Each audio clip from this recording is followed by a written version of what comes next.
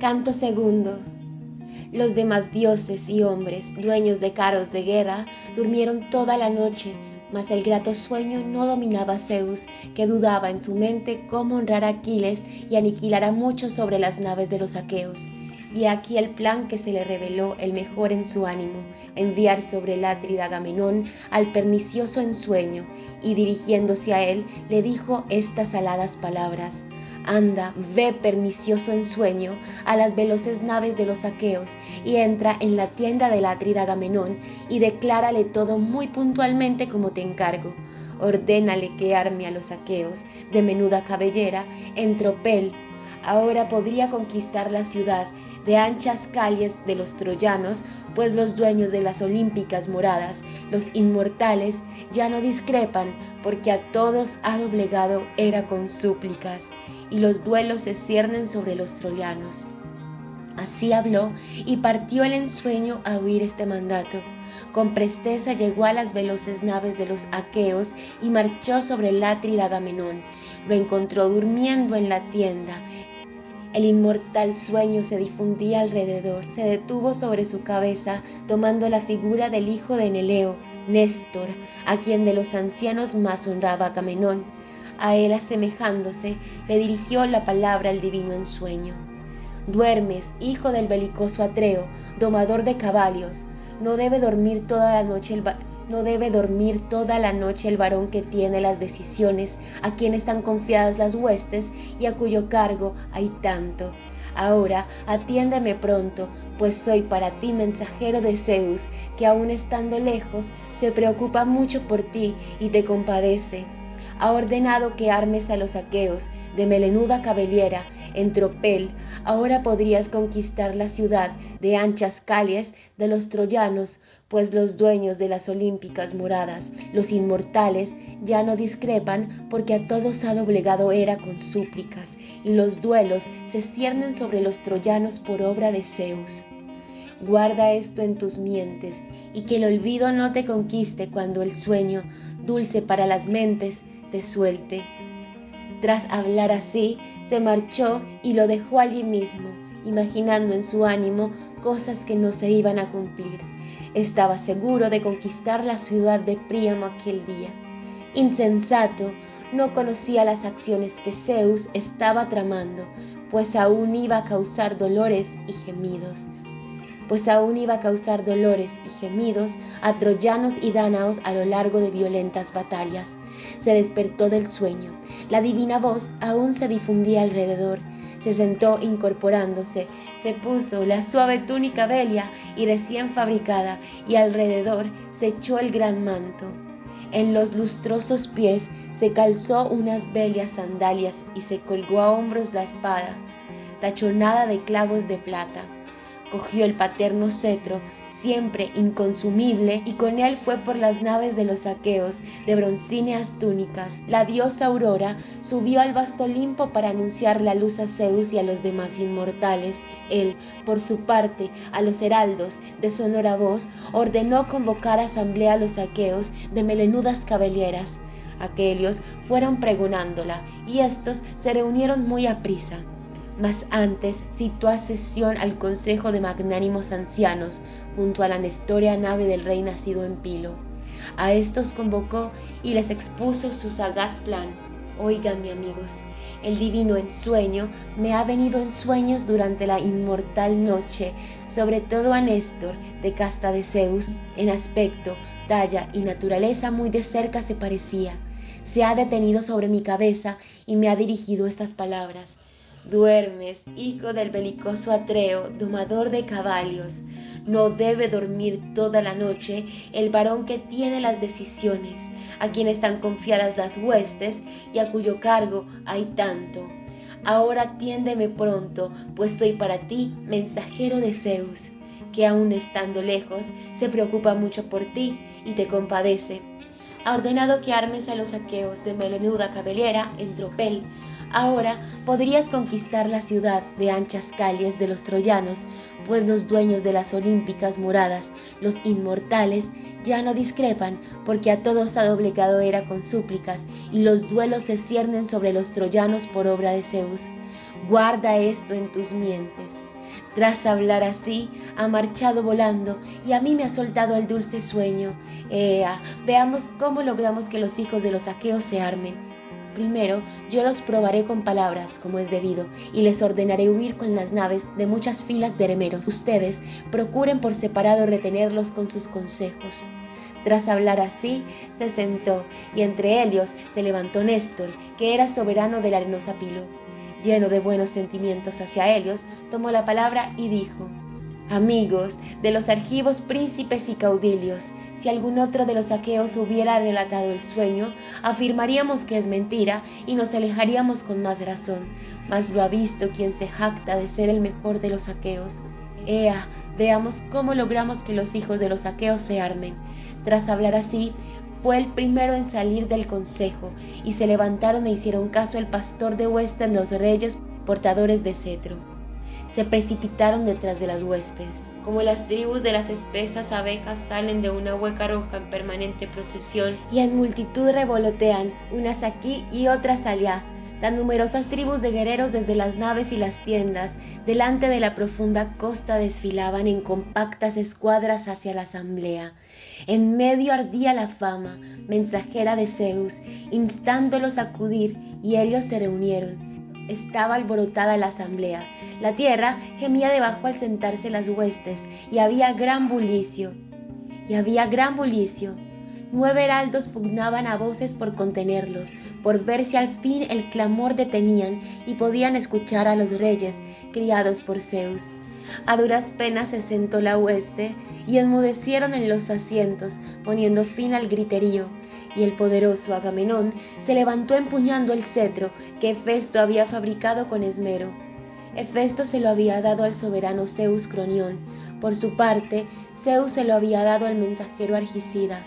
El soberano Hermes se lo dio a Pélope, fustigador de caballos, y a su vez Pélope se lo había dado a Atreo, pastor de huestes. Atreo, al morir, se lo había dado a Tiestes, rico en corderos, y a su vez Tiestes se lo dejó a Agamenón para que lo llevara y fuera el soberano de numerosas islas y de todo Argos. En él, apoyándose, dijo entre los argivos estas palabras: Amigos, héroes dánaos, escuderos de Ares, Zeus Crónida me ha dado fuertemente con pesada ofuscación, el cruel que antes me prometió y garantizó con su asentimiento que regresaría tras saquear la bien amurallada Ilio, y ahora ha decidido un pérfido engaño y me ordena regresar a Argos sin gloria tras perder numerosa hueste. Así parece que va a ser grato al prepotente Zeus, que ha demolido las cumbres de numerosas ciudades. Aún destruirá otras, pues su poder es el más excelso. Vergonzoso es que se enteren de esto los hombres venideros, de que tal y tan numerosa hueste de aqueos en vano está combatiendo y luchando en ineficaz combate contra menos hombres, y que el final aún no está a la vista, pues si los aqueos y los troyanos deseáramos sancionar con sacrificios leales juramentos y contratar ambos bandos, y seleccionáramos a cuantos troyanos hay en sus hogares, y nosotros los aqueos nos distribuyéramos en grupos de 10, y cada grupo escogiéramos un troyano para escanciarnos vino, muchas décadas carecerían de escanciador. Tanto más numerosos aseguro que somos los hijos de los aqueos que los troyanos que habitan la ciudad, mas tienen aliados venidos de muchas ciudades, guerreros que blanden la pica, que me hacen vagar a gran distancia y que me impiden, muy a mi pesar, arrasar la bien habitada ciudadela de Ilio.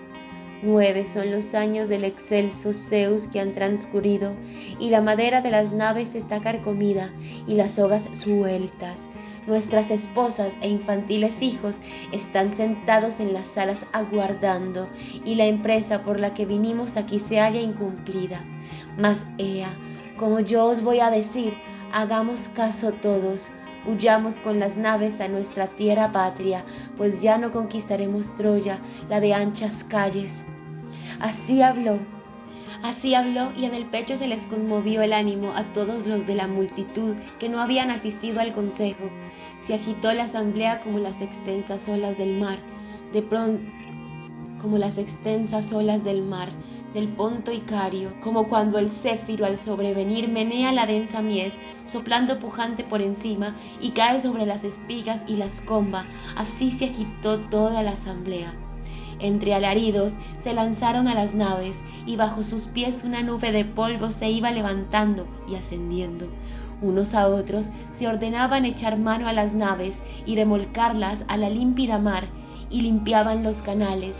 Al cielo llegó el clamor de aquellos, ávidos de regresar a casa, y quitaban las escoras de las naves. Entonces se había producido el regreso de los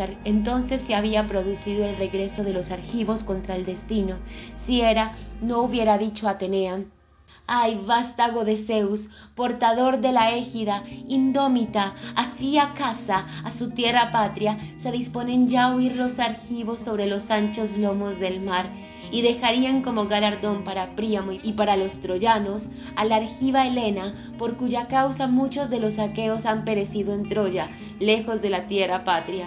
Ve ahora por la hueste de los aqueos de broncíneas túnicas, y con tus amables palabras retén a cada hombre, y no los dejes remolcar al mar a las maniobreras naves. Así habló, y no desobedeció Atenea, la ojizarca diosa.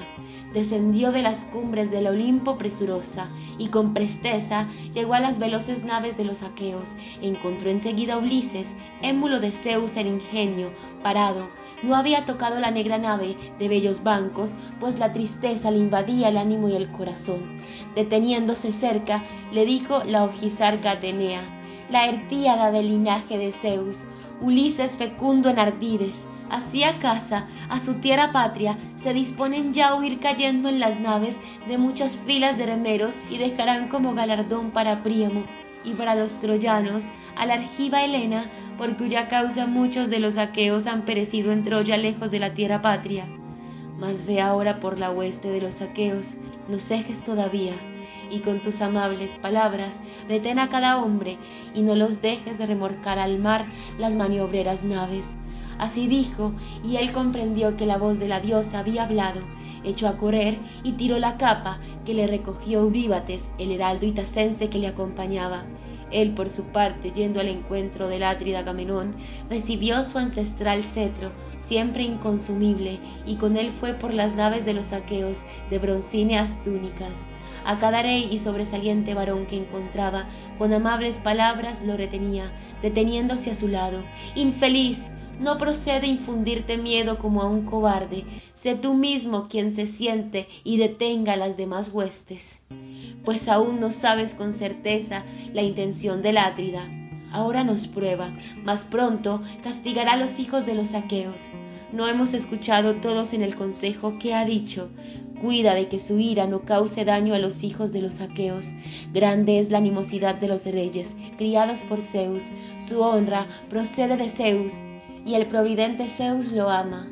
Mas al hombre del pueblo que veía y encontraba gritando, con el cetro le golpeaba y le increpaba de palabra: «Infeliz, siéntate sin temblar y atiende a los demás, que son más valiosos. Tú eres inútil y careces de coraje, ni en el combate nunca se te tiene en cuenta, ni en la asamblea.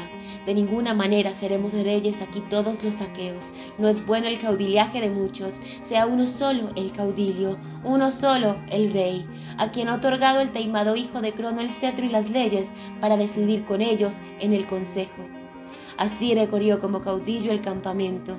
A la asamblea de nuevo se precipitaron desde las naves y las tiendas entre ecos, como cuando la hinchada ola del fragoroso mar en una gran playa brama y el ponto retumba. Todos se fueron sentando y se contuvieron en sus sitios. El único que con desmedidas palabras graznaba aún era Tersites, que en sus miembros sabía muchas y desordenadas palabras para disputar con los reyes locamente, pero no con orden, sino en lo que le parecía que a los ojos de los argivos ridículo iba a ser. Era el hombre más indigno llegado al pie de Troya. Era patizambo y cojo de una pierna. Tenía ambos hombros encorvados y contraídos sobre el pecho, y por arriba tenía cabeza picuda y encima una rala pelusa floreaba. Era el más odioso, sobre todo para Aquiles y para Ulises, a quienes solía recriminar: Mas entonces al divino Agamenón injuriaban un frenesí de estridentes chillidos. Los aqueos le tenían horrible rencor y su ánimo se llenó de indignación. Mas él con grandes gritos recriminaba a Agamenón de palabra: «Atrida, ¿de qué te quejas otra vez y de qué careces? Llenas están tus tiendas de bronce y muchas mujeres hay en tus tiendas para ti reservadas, que los aqueos te damos antes que a nadie cuando a una ciudadela saqueamos. ¿Es que aún necesitas también el oro que te traiga alguno de los troyanos, domadores de caballos, de Ilio como rescate por el hijo que hayamos traído atado, yo u otro de los aqueos, o una mujer joven para unirte con ella en el amor? Y a la que tú solo retengas lejos. No está bien que quien es jefe arruine a los hijos de los aqueos. Blandos, ruines blandones, aqueas, que ya no aqueos, a casa, sí, regresemos con las naves y dejemos a aquí mismo en Troya, digerir el botín para que así vea si nosotros contribuimos o no en algo con nuestra ayuda, quien también ahora Aquiles, varón muy superior a él, ha deshonrado y quitado el botín y lo retiene en su poder. Mas no hay ira en las mientes de Aquiles, sino indulgencia. Sino, Atrida, esta de ahora habrá sido tu última afrenta». Así habló recriminando a Agamenón, pastor de huestes, Tersites.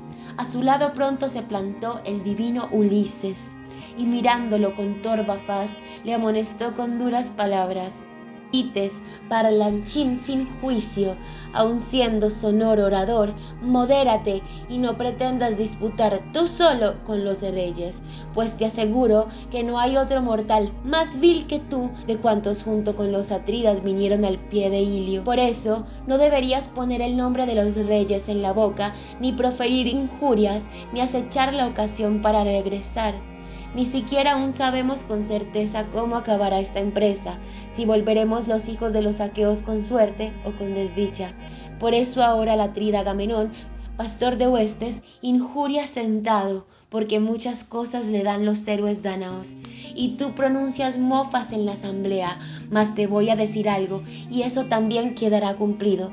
Si vuelvo a encontrarte desvariando como en este momento, no tendría entonces Ulises la cabeza sobre los hombros, ni sería ya llamado padre de Telémaco, si yo no te cojo y te arranco la ropa, la capa y la túnica que cubren tus vergüenzas, y te echo llorando a las veloces naves fuera de la asamblea, apaleado con ignominiosos golpes». Así habló, y con el cetro, la espada y los hombres le golpeó. Se encorvó y una lozana lágrima se le escurrió. Un cardenal sanguinolento le brotó en la espalda por obra del áureo cetro, y se sentó y cobró miedo. Dolorido y con la mirada perdida, se enjugó el llanto, y los demás, aún afligidos, se echaron a reír de alegría, y así decía cada uno, mirando al que tenía próximo: «¡Qué sorpresa! Ulises es autor de hazañas sin cuento por las buenas empresas que inicia y el combate que apresta. Mas esto de ahora es lo mejor que ha hecho entre los argivos, cerrarle la boca a un ultrajador que dispara palabrería. Seguro que su arrogante ánimo no le volverá a impulsar otra vez a recriminar a los reyes con injuriosas palabras». Así decía la multitud, y Ulises, saqueador de ciudades, se levantó con el cetro en la mano. Al lado, la ojizarca Atenea, tomando la figura de un heraldo, mandó a la hueste callar para que los hijos de los aqueos, desde el primero al último, escucharan su proyecto y meditaran su consejo. Lleno de buenos sentimientos hacia Helios, tomó la palabra y dijo: «Atrida, ahora sí, soberano, quieren los aqueos dejarte como el más desmentido entre los míseros mortales, y pretenden no cumplir la promesa que te hicieron cuando aún estaban en ruta hacia aquí desde Argos, pastizal de caballos, regresar solo tras haber saqueado la bien amurallada Ilio. Pues he aquí que como tiernos niños o como mujeres viudas, unos con otros se lamentan de que quieren regresar a casa. Cierto que es dura tarea regresar a casa lleno de tristeza. Cualquiera que permanece un solo mes lejos de su esposa, con la nave de numerosos bancos, se impacienta si los vendavales invernales y el mar encrespado lo acuralan. Para nosotros que pasa girando es ya el 9º año que aguantamos aquí.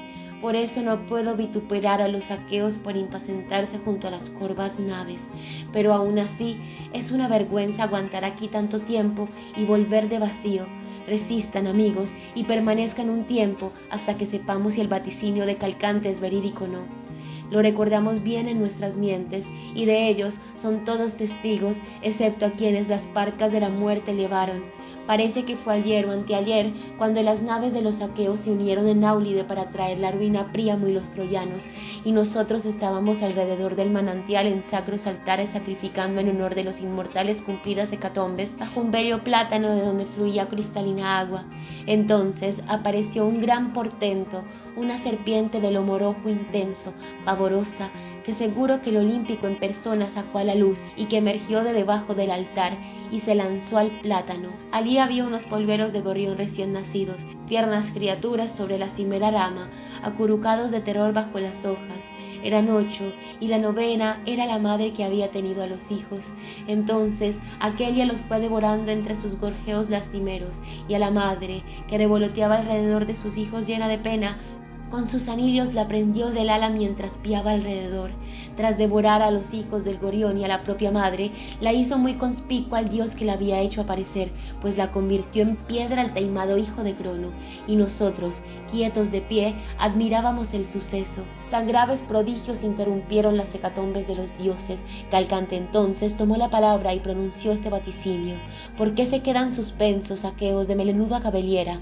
El providente Zeus nos ha mostrado este elevado portento, tardío en llegar y en cumplirse, cuya gloria nunca perecerá. Igual que ésta ha devorado a los hijos del gorrión y a la madre, los 8, y la 9ª era la madre que había tenido a los hijos. También nosotros combatiremos allí el mismo número de años, y al 10º tomaremos la ciudad de anchas calles. Esto es lo que aquel proclamó, y todo se está cumpliendo ahora. Masea, permanezcan todos, aqueos de buenas grebas, aquí mismo hasta conquistar la elevada ciudad de Príamo. Así habló, y los argivos gritaron. Las naves alrededor resonaron pavorosamente a causa del griterío de los aqueos, elogiando la propuesta del divino Ulises. También tomó la palabra Néstor, el anciano conductor de carros. ¡Qué sorpresa! Realmente hablan en la asamblea como niños chiquitos a quienes nada importan las empresas guerreras. Por ende, ¿por dónde? Díganme, se irán convenios y juramentos. Así habló, y los argivos gritaron. Las naves alrededor resonaron pavorosamente a causa del griterío de los aqueos, elogiando la propuesta del divino Ulises. También tomó la palabra Néstor, el anciano conductor de carros. ¡Qué sorpresa! Realmente hablan en la asamblea como niños chiquititos a quienes nada importan las empresas guerreras. Por donde, díganme, se irán convenios y juramentos. En el fuego ojalá ya estuvieran consejos y afanes de hombres, pactos sellados con vino puro y diestras en las que confiábamos. Inútilmente estamos porfiando con palabras, y ningún remedio somos capaces de aliar después del tiempo que llevamos aquí. Atrida, tú igual que antes, con inquebrantable decisión, sigue mandando sobre los argivos en las violentas batallas, y deja a estos, que solo serán 1 o 2, que sin los aqueos proyecten por su cuenta, nada se les cumplirá. Ir a Argos, incluso antes de cerciorarse sobre si es o no mentira la promesa de Zeus, portador de la Élgida. Afirmo con seguridad que asintió el prepotente Cronión aquel día que partieron las naves de ligero curso, los argivos, para traer a los troyanos la matanza y la parca, cuando relampagueó a nuestra derecha dando buenos auspicios.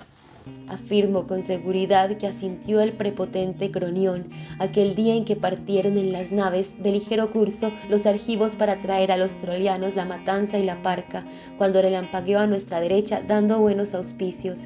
Por eso apresure aún a regresar a casa antes de acostarse con la esposa de alguno de los troyanos y cobrarse venganza por la brega y los llantos por Helena. Si alguno quiere con terrorífica ansia regresar a casa, que ponga la mano en su negra nave de buenos bancos, si alcanzará antes que los demás la muerte y el hado. Traza, soberano, un buen plan y acata el consejo de otro. No va a ser desdeñable la advertencia que te voy a hacer. Distribuye a los hombres por tribus y clanes, Agamenón, de modo que el clan defienda al clan y la tribu a la tribu. En caso de que obres así y te obedezcan los aqueos, pronto sabrás quién de los jefes o huestes es cobarde y quién es valeroso, pues lucharán por grupos separados, y sabrás si por deseo divino no vas a asolar la ciudad o por la cobardía e impericia de los hombres en el combate. En respuesta le dijo el poderoso Agamenón: otra vez, anciano, has superado a los hijos de los aqueos en la asamblea. Zeus padre, Atenea y Apolo, ojalá tuviera yo 10 consejeros así entre los aqueos. Entonces pronto se combaría la ciudad del soberano Príamo bajo nuestras manos, conquistada y saqueada. Mas me ha causado dolores Zeus Crónida, portador de la égida, que es también quien me arroja entre ineficaces disputas y querellas. También ahora Aquiles y yo hemos reñido por una muchacha con enfrentadas palabras, y yo fui el primero en irritarme. Si una vez llegamos a coincidir en una decisión única, ya no habrá para los troyanos ni la más mínima demora en su ruina. Ahora vayan a comer para que luego trabemos marcial lucha.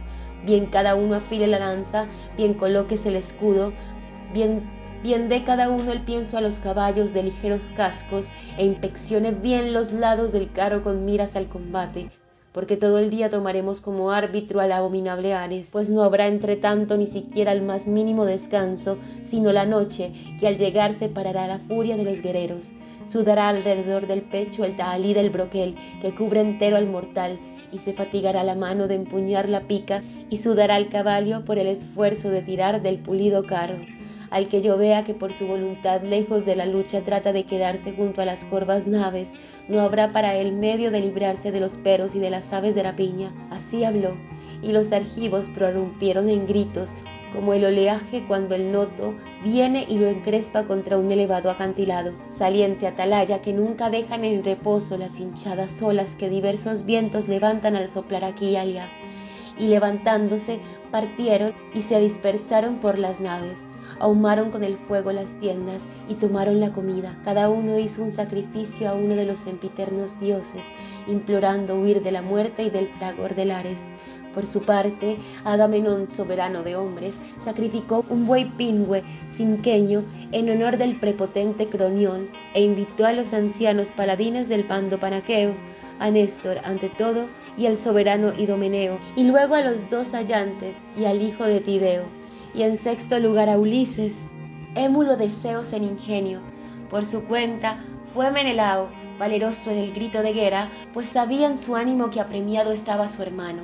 De pie, en torno del buey, cogieron los granos de cebada majada, y en el centro pronunció una plegaria al poderoso Agamenón: «Oh Zeus, el más glorioso y excelso, de oscuras nubes, morador del éter, que no se ponga el sol ni venga la oscuridad hasta que yo abata de bruces la ahumada viga maestra del palacio de Príamo, prenda con fuego abrasador la chambrana y desgarre alrededor del pecho la actórea túnica, hecha jirones con el bronce.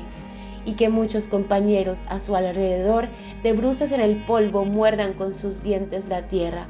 Así habló, pero aún no iba a cumplir su plegaria al Cronión, que aceptó las víctimas, sino que aumentó su nada envidiable faena.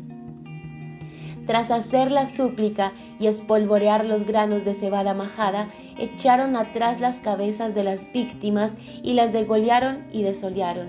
Despiezaron los muslos y los cubrieron con grasa formando una doble capa, y encima pusieron trozos de carne cruda. Los fueron quemando con astillas, sin hojas, pincharon las entrañas en espetones y las dejaron al fuego de Festo. Después de consumirse los muslos al fuego y catar las vísceras, trincharon el resto y lo ensartaron en brochetas, lo asaron cuidadosamente y retiraron todo el fuego. Terminada la faena y dispuesto el banquete, participaron del festín y nadie careció de equitativa porción. Después de saciar el apetito de bebida y comida, entre ellos tomó la palabra Néstor, anciano conductor de carros. «Gloriosísimo Agamenón Átrida, soberano de hombres, no sigamos hablando más otra vez, ni todavía largo rato demoremos la acción que el Dios pone en nuestras manos. Los heraldos a la hueste de los aqueos, de broncíneas túnicas, convoquen y congreguen junto a las naves, y nosotros, juntos como aquí, el ancho ejército de los aqueos recorramos para despertar cuanto antes al feroz Ares». Así habló, y no lo desatendió Agamenón, soberano de hombres, que al punto ordenó a los heraldos de sonora voz pregonar alarma a los aqueos de melenuda cabellera. Aquellos fueron pregonándola, y éstos se reunieron muy aprisa. A ambos lados del Atrida, los reyes, criados por Zeus, corrían enardecidos haciéndolos formar, y en medio, la ojizarca Atenea con la muy venerable égida, incólume a la vejez y a la muerte, de la que penden, enteramente áureos, 100 borlones, todos bellamente trenzados, y del valor de 100 bueyes cada uno.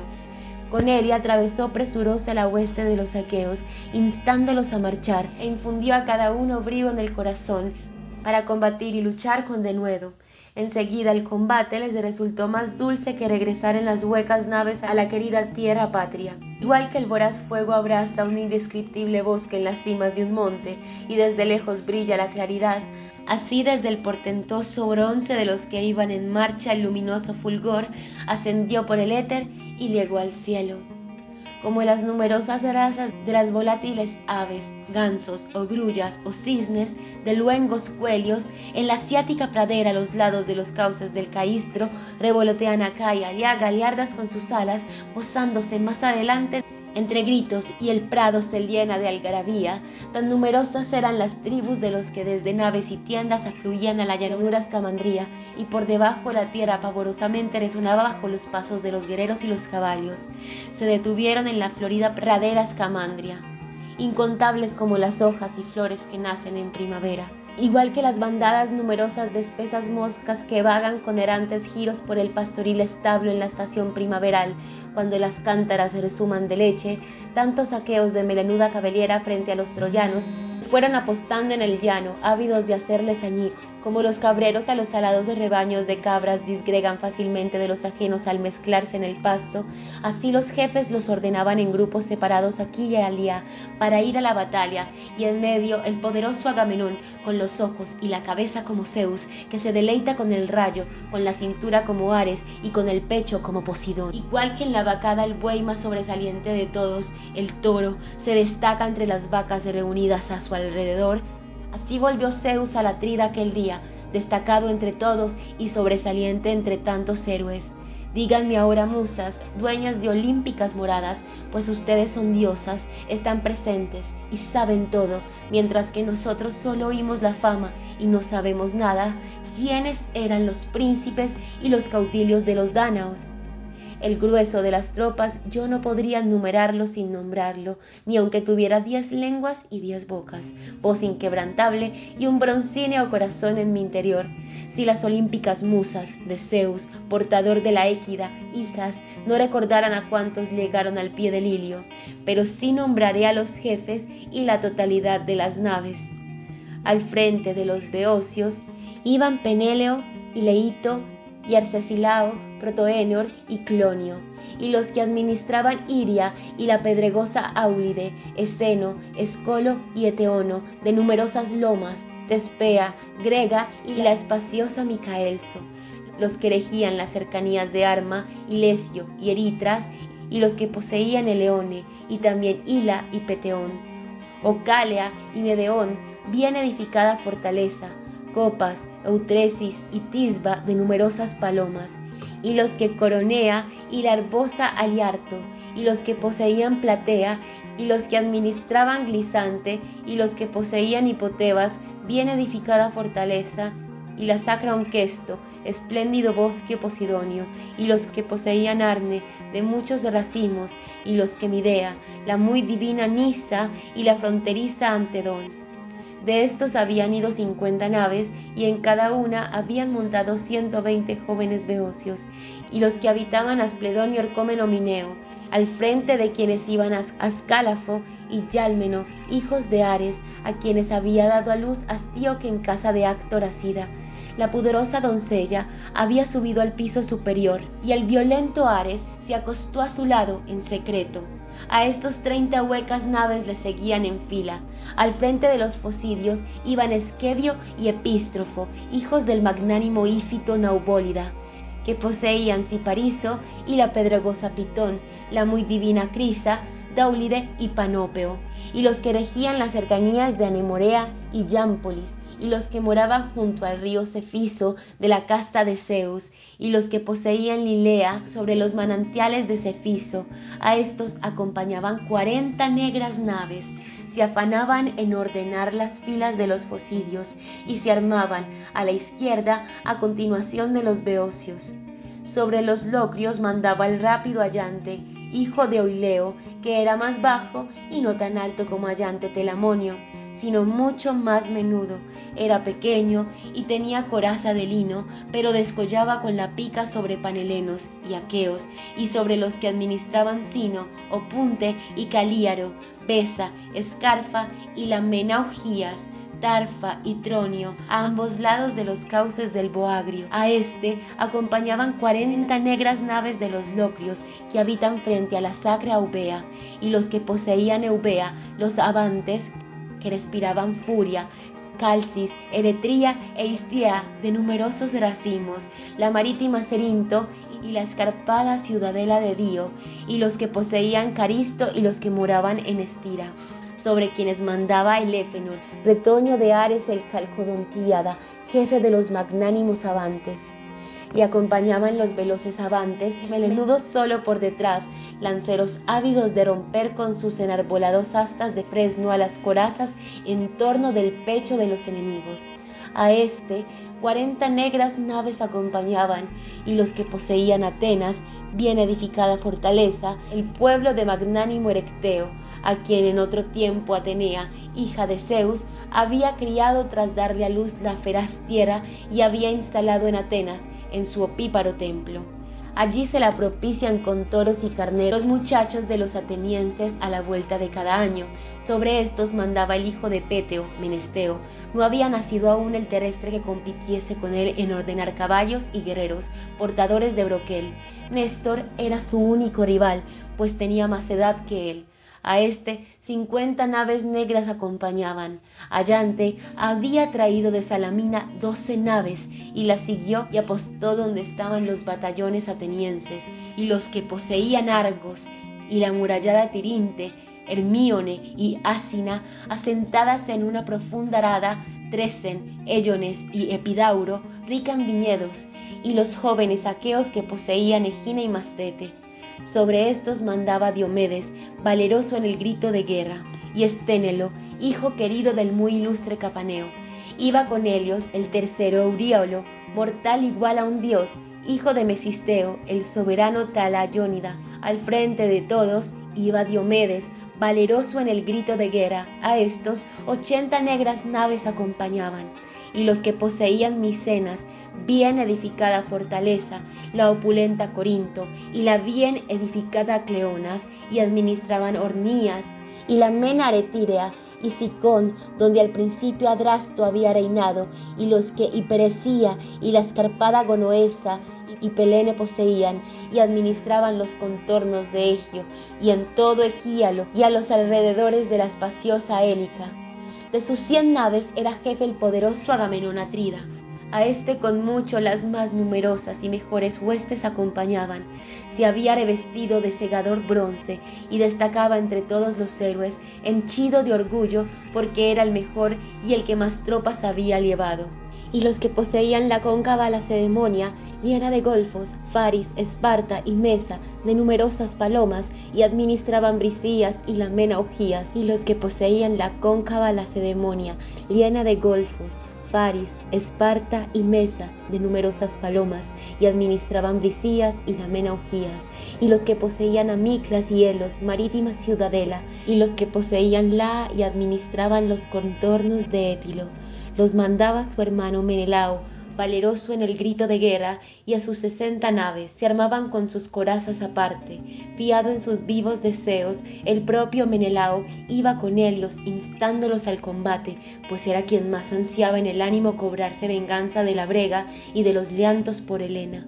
Y los que administraban Pilo y la Mena Arena y Trío, vado del Alfeo, y la bien construida Epi, y habitaban Ciparecente y Anfigenía, y Pteleo y Helos y Dorio, donde las musas abordaron al tracio Támiris y pusieron fin a su canto cuando regresaba de Icalia de ver a Eurito y Calieo. En su jactancia se había vanagloriado de vencer a las propias musas en el canto, a las hijas de Zeus, portador de la égida. Irritadas, lo dejaron lisiado, y el canto portentoso le quitaron, e hicieron que olvidase tañer la cítara. Sobre estos mandaba Néstor, el anciano conductor de carros. A 90 huecas naves seguían en fila, y los que poseían Arcadia al pie del abrupto monte Silene, junto a la tumba Epitia, donde los guerreros luchan de cerca, y los que administraban Féneo y Orcómeno, de numerosos ganados, Ripa, Estratía y la ventosa Nispa, y poseían Tegea y la Mena Mantinea, y poseían Estínfalo y administraban Parracía. De estos era jefe el hijo de Anseo el poderoso Agapénor, y de sus 60 naves. En cada nave muchos guerreros arcadios habían montado, instruidos en el combate, pues el propio Agamenón, soberano de hombres, les había dado naves de buenos bancos para cruzar el vinoso Ponto, el Atrida, porque no les interesaban las faenas marineras, y los que Bupracio y Élide, tierra de Zeus, habitaban en toda la extensión que Hirminia, la fronteriza Mírsino, la roca Olenia y Alesio limitan en su interior. De estos 4 eran los jefes, y a cada uno 10 veloces naves acompañaban con muchos epeos embarcados.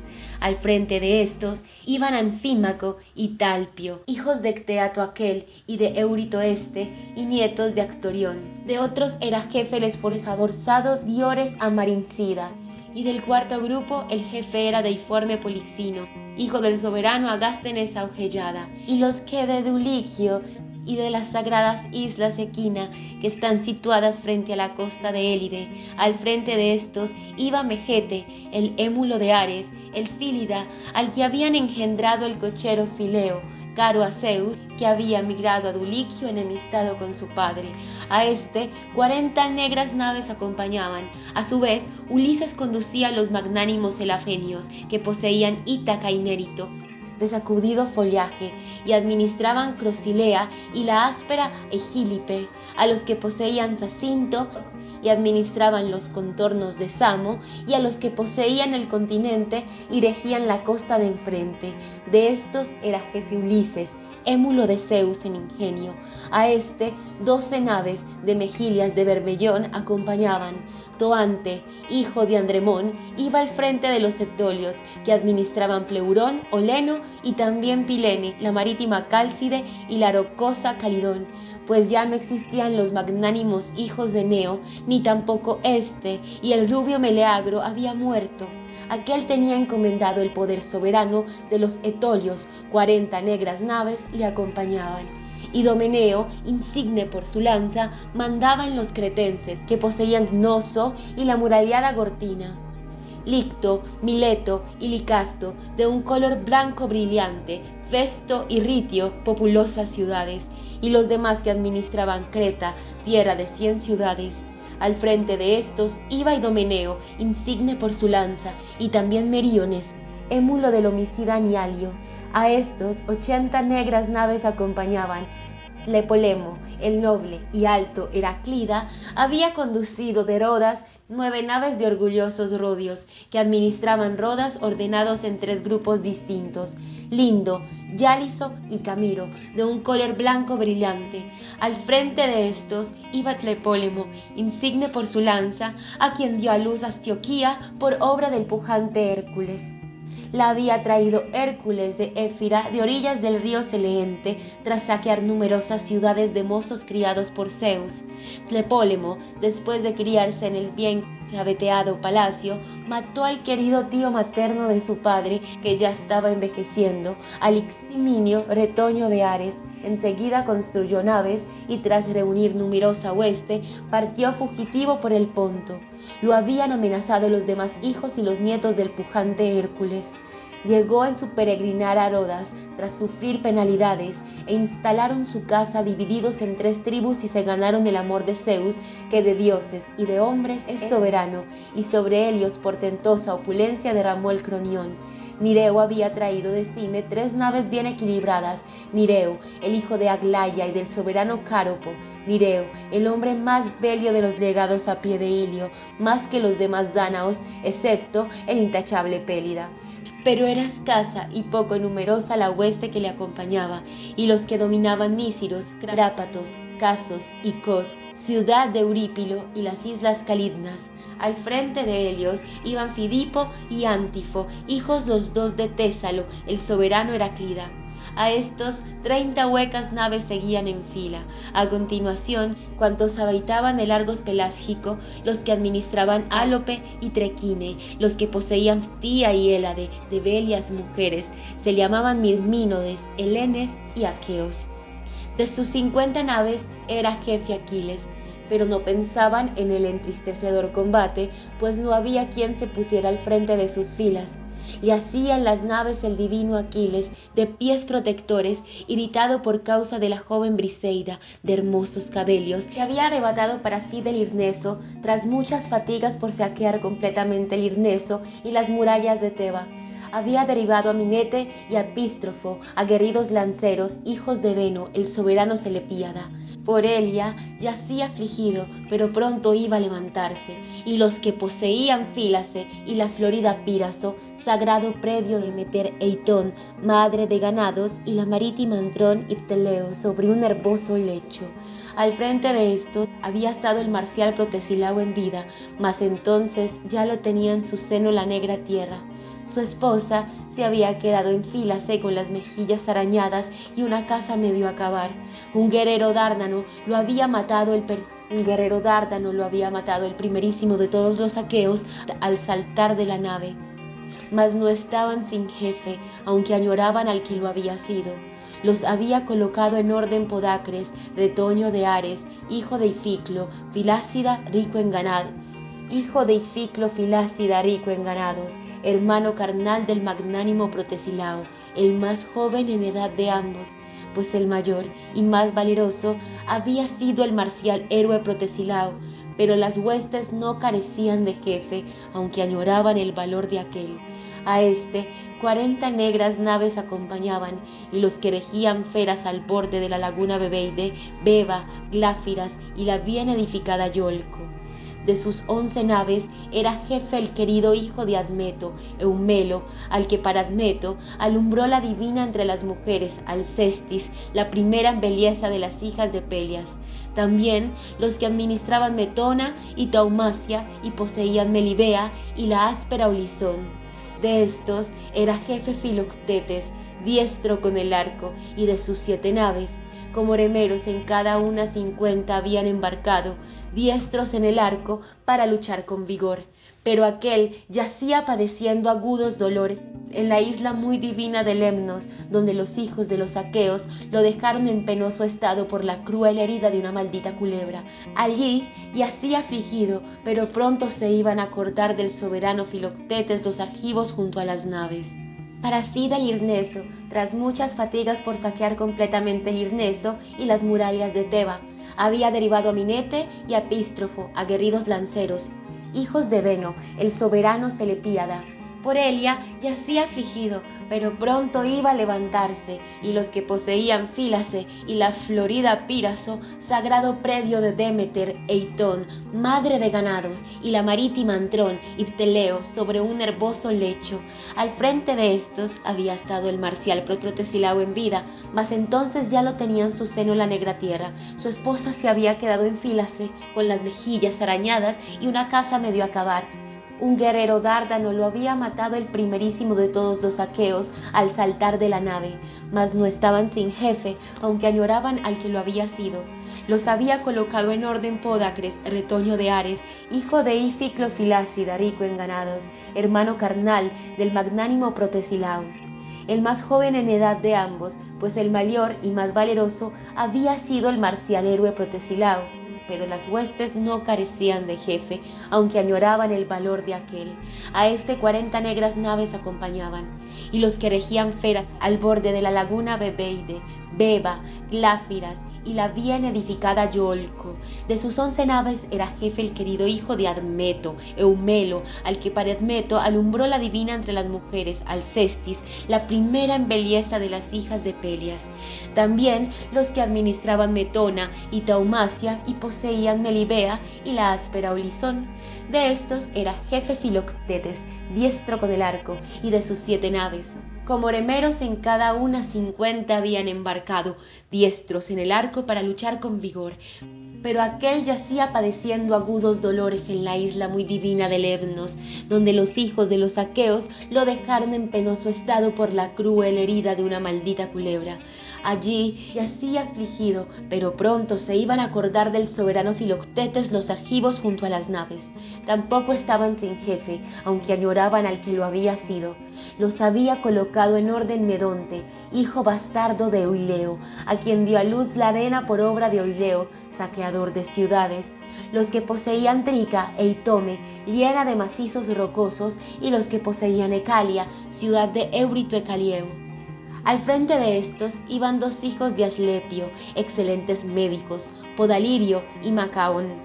A estos 30 huecas naves les seguían en fila, también los que poseían Ormenio y la fuente Epirea, y los que poseían Asterio y las blancas cumbres del Títano. De estos era jefe Eurípilo, el ilustre hijo de Bemón.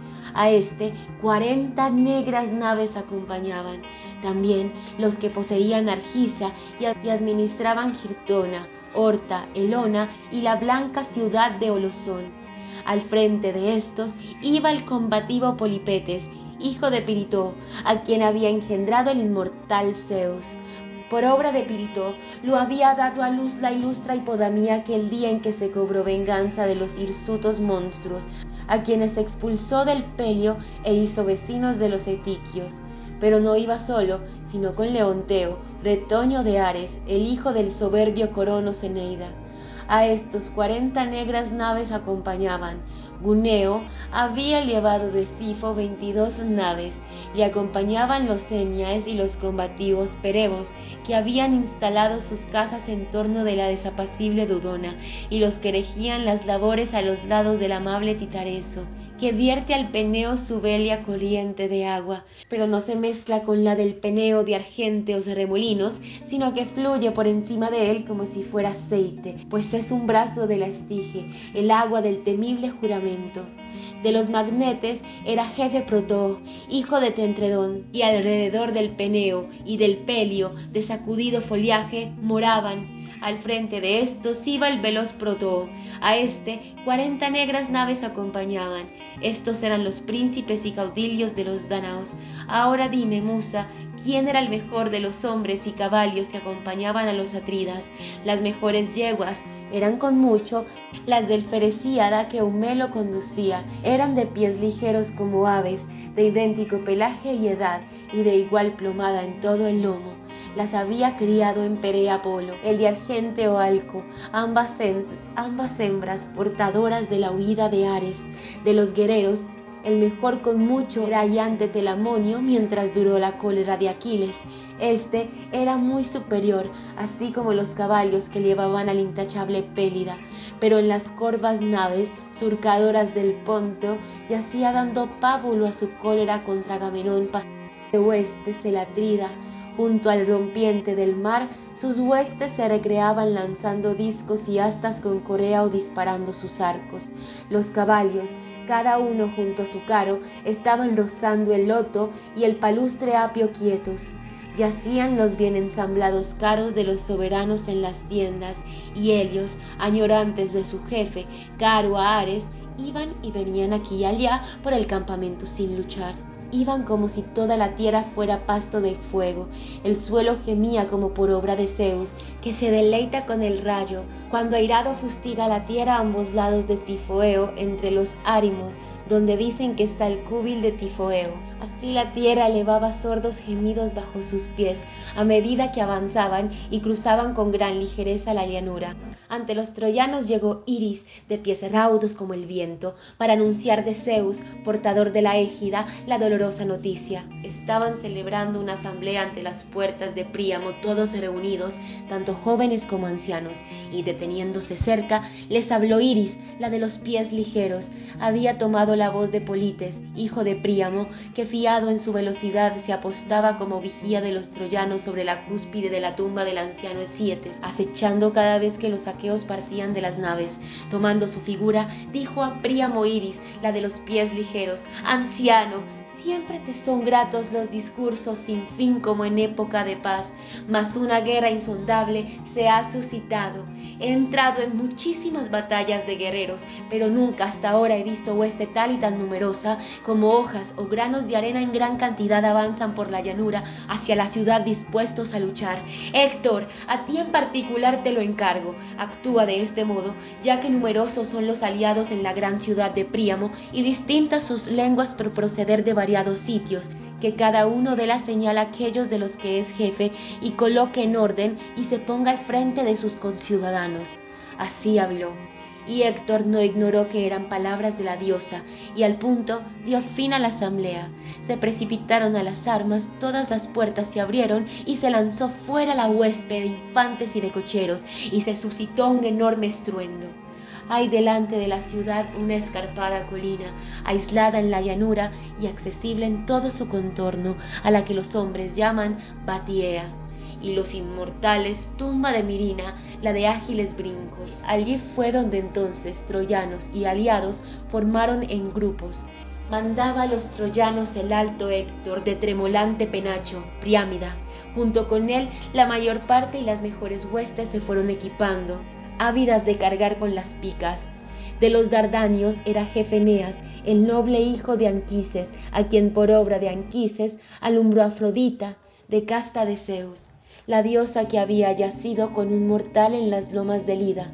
No estaba solo, pues con él estaban dos hijos de Antenor, Arquéloco y Acamante, expertos ambos en todo tipo de lucha, y los que habitaban Celea en las estribaciones del Ida, los opulentos troyanos que bebían la negra agua del Esepo. De estos era jefe el ilustre hijo de Licaón, Pándaro, a quien el propio Apolo había dado el don del arco, y los que poseían Adrestea y el pueblo de Apeso, y poseían Pitiea y el escarpado monte de Terea.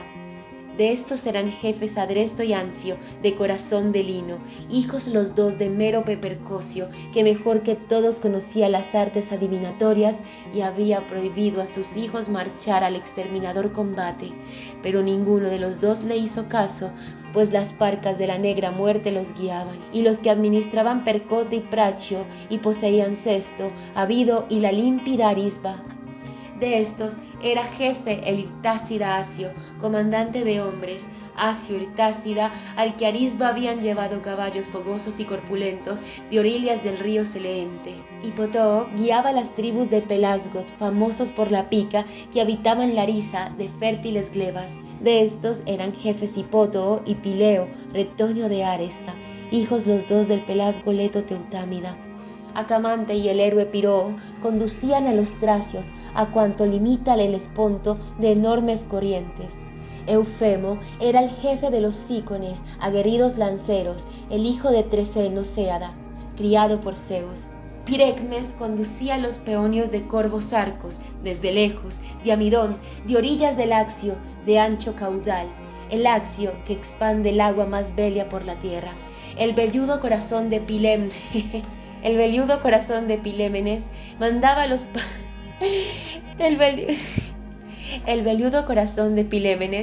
los paflagonios, venidos del país de los Énetos, de donde procede la raza de las cerriles mulas. Poseían Citoro y administraban Sésamo, y en ambas márgenes del río Partenio habitaban ilustres moradas, y Cromna, Egíalo y la elevada Eritinos. A su vez, Odio y Epístrofo eran jefes de los alísones, venidos de lejos, de Álibe, de donde el nacimiento de la plata. De los misios era jefe Crómide y el augurénomo, pero no se defendió con augurios de la negra parca, pues sucumbió a manos de Velocípedo Eácida. Conducían a los frigios Forcis y el deforme Ascanio, venían de lejos, de Ascania, y ansiaban entrar en batalla. Al frente de los meonios, a su vez, iban Mesles y Antifo, hijos de Talemnes, a quienes había dado a luz la laguna Gigea y que habían conducido a los meonios, nacidos al pie del Molo. Nastes iba al frente de los carios de bárbara lengua, que poseían Mileto y el monte de espejo foliaje de los Tiros, las corrientes del Meandro y las escarpadas cumbres del Mícala.